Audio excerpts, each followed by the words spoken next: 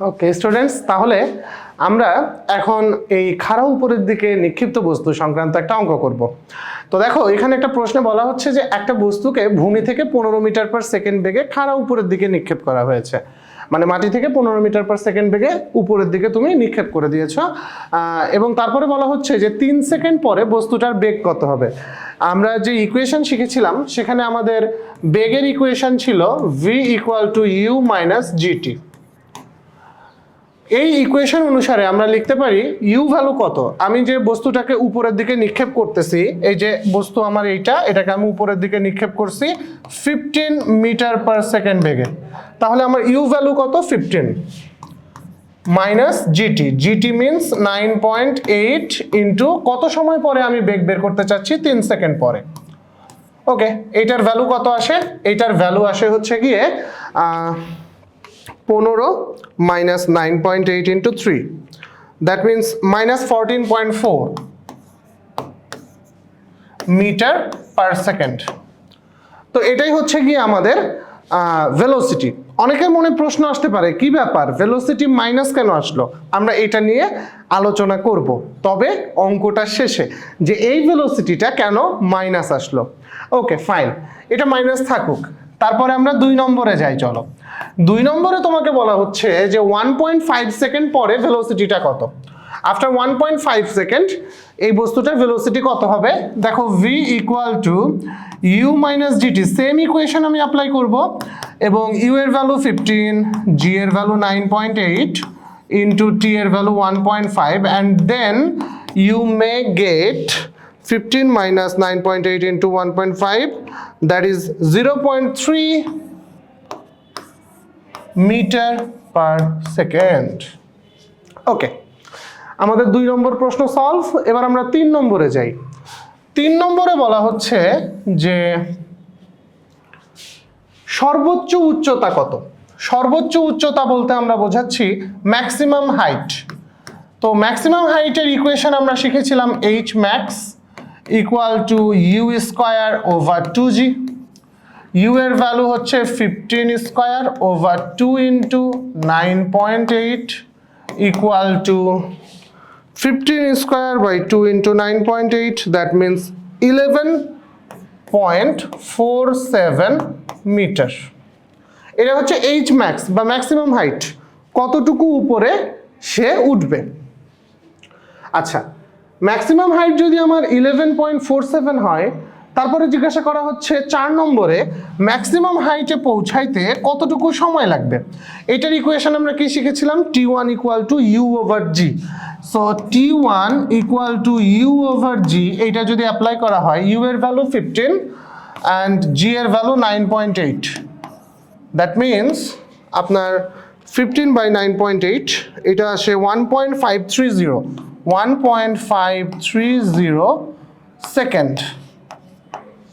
এটা হচ্ছে কি আপনার ম্যাক্সিমাম হাইটে উঠতে প্রয়োজনীয় সময়।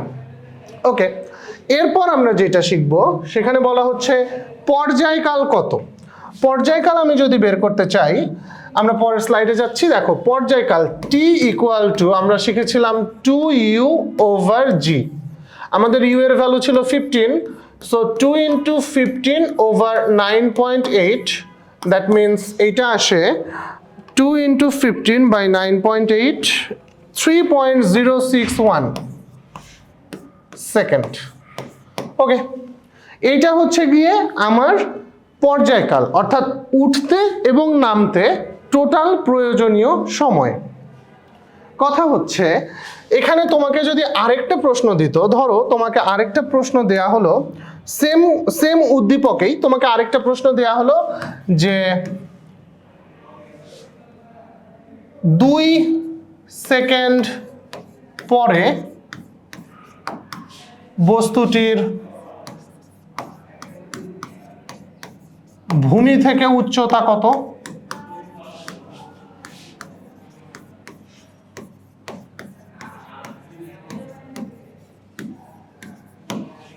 আবার ধরো তোমাকে দেয়া হলো যে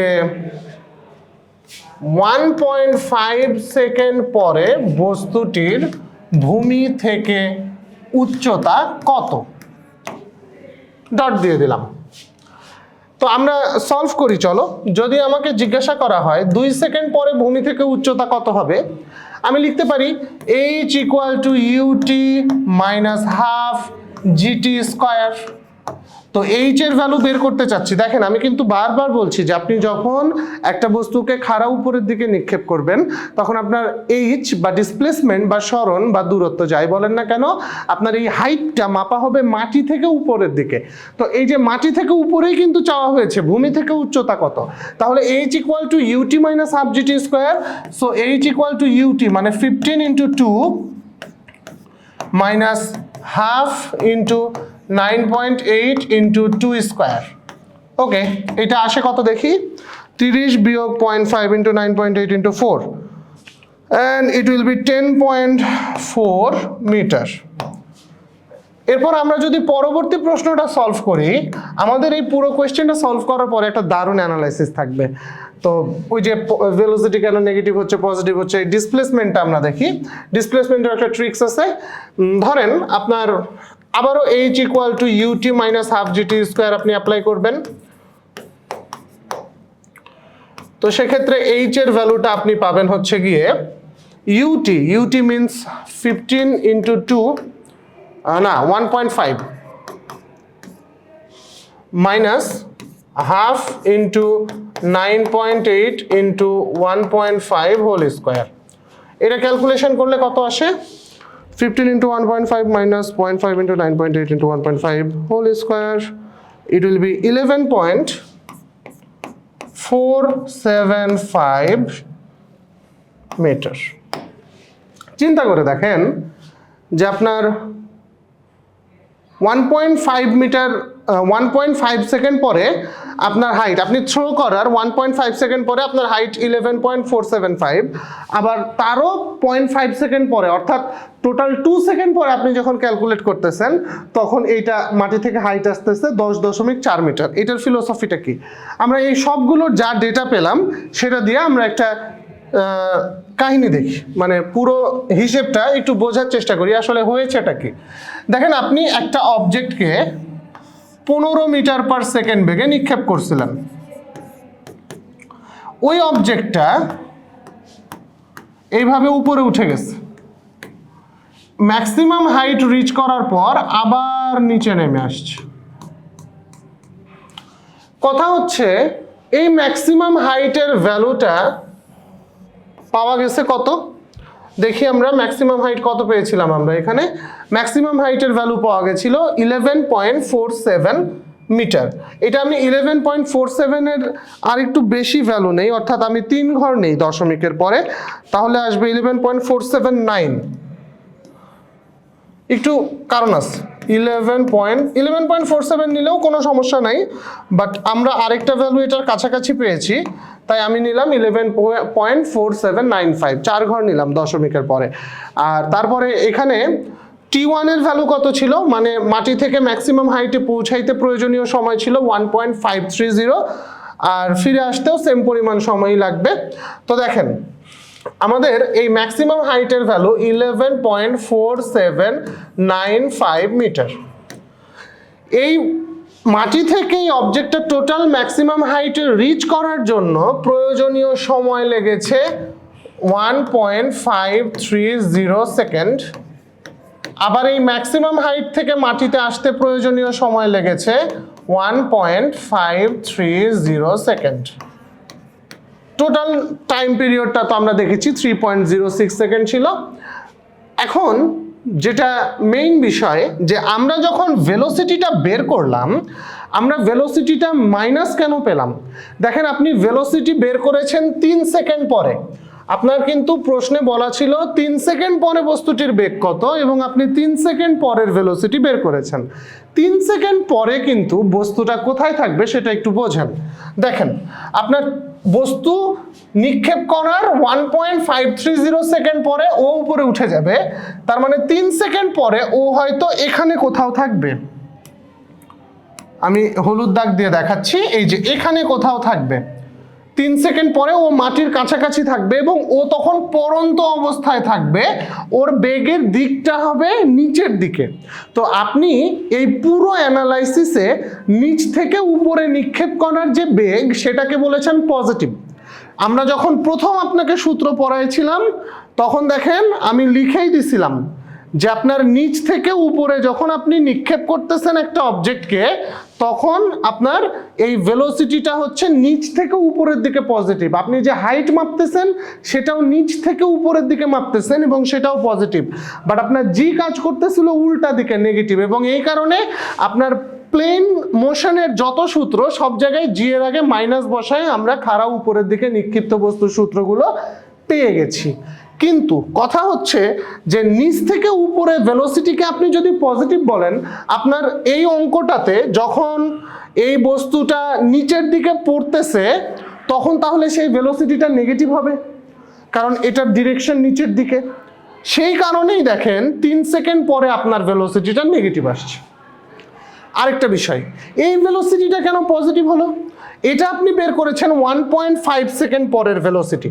দেখেন আপনার টপে পৌঁছাইতেই টাইম লাগে 1.530 সেকেন্ড। তার মানে আপনি যখন 1.5 সেকেন্ডের ভেলোসিটিটা বের করবেন সেই সময়টাতে হয়তো আপনি এখানে কোথাও একটা থাকবেন এবং এইখানে ম্যাক্সিমাম হাইট রিচ করার আগ পর্যায়ে থাকবেন, খুব কাছাকাছি সময়ে, এবং আপনার ডিরেকশনটা হবে উপরের দিকে।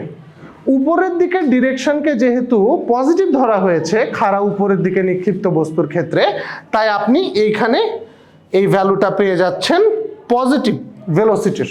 এবং এইটা কিন্তু জিরোর খুব কাছাকাছি। কেন? কারণ এইটা 1.5 সেকেন্ড আর টপে পৌঁছাইতে টাইম লাগে 1.53 সেকেন্ড, অর্থাৎ ম্যাক্সিমাম হাইটে পৌঁছানোর একটু আগের ভেলোসিটি এইটা, যেটা ডিরেকশন উপরের দিকে, এবং এইটা একটু পরেই ম্যাক্সিমাম হাইটে গেলে জিরো হয়ে যাবে। এইটাই জিরোর থেকে একটু বেশি। আশা করছি আপনারা বিষয়টা অ্যানালাইসিসটা ধরতে পারছেন। ওকে, ফাইন। এরপরে দেখেন, আপনি যখন হাইট বের করতেছেন, হাইট বের করার ক্ষেত্রে আপনি 2 সেকেন্ড পরে হাইট পাইতেছেন 10.4, আর আপনি 1.5 সেকেন্ড পরে আরো বেশি হাইট পাইতেছেন। এটা কেন হলো? আশা করছি এটা আপনারা ধরতে পারছেন যে দেখেন 1.5 সেকেন্ড পরে যখন আপনি হাইটটা বের করতেছেন আপনি এখানে কোথাও থাকবেন। 1.53 সেকেন্ড পরে যদি ম্যাক্সিমাম হাইটে পৌঁছান তাহলে 1.5 সেকেন্ডে আপনি এইখানে কোথাও টপে থাকবেন, টপের কাছাকাছি থাকবেন। কিন্তু আপনি যখন 2 সেকেন্ড পরে হাইট বের করবেন এর অর্থ হচ্ছে উপরে গিয়ে ও আবার পড়া শুরু করেছে, এখানে কোথাও থাকবেন। আমি অন্য কালি দিয়ে দেখাই।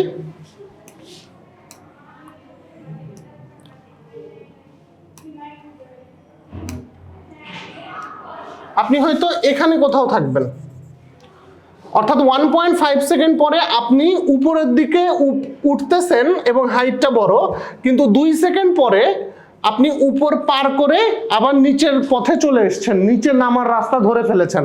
এই কারণে আপনি এখানে আসেন এবং এই হাইটটা এই কারণে ছোট হয়েছে, এই হাইটটা বড় পাওয়া গেছে। কি ক্লিয়ার স্টুডেন্টস? আচ্ছা, তাই যদি হয় তাহলে এখন একটা জিনিস, বিষয়টা পুরোটার অ্যানালাইসিস দাঁড়াচ্ছে এমন যে আপনি এখানে কনফিউজড হওয়ার আসলে কিছু নাই।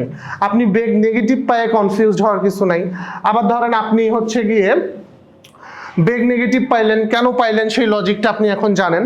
আপনি 2 সেকেন্ড পরে হাইট পাইতেছেন 10, আবার 1.5 সেকেন্ড পরে আরো বেশি পাচ্ছেন, এইটা নিয়েও কনফিউজ হওয়ার কিছু না। এটা হইতে পারে কারণ যাওয়ার পথে হাইট, আসার পথে হাইট দুইটা, এবং দুইটাই কিন্তু আপনার আলাদা। এই যে দুইটাই মাটি থেকে মাপা হচ্ছে। 1.5 সেকেন্ড পরে আপনি এইখানে ম্যাক্সিমাম হাইটের খুব কাছাকাছি কোথাও আছেন, যার ফলে হাইট অনেক বেশি আসছে। 2 সেকেন্ড পরে আপনি নামতেছেন, মানে পড়ে যাচ্ছেন এখন ফ্রিলি, তাই হাইটটা কম আসছে। ঠিক আছে, কাজেই আমাদের অ্যানালাইসিস এখানেই শেষ। আমরা এর পরের ভিডিওতে আরেকটা নতুন অঙ্ক শিখবো এবং আরেকটা ইন্টারেস্টিং অঙ্ক শিখবো। ঠিক আছে, ভালো থাকেন, সুস্থ থাকেন। আসসালামু আলাইকুম।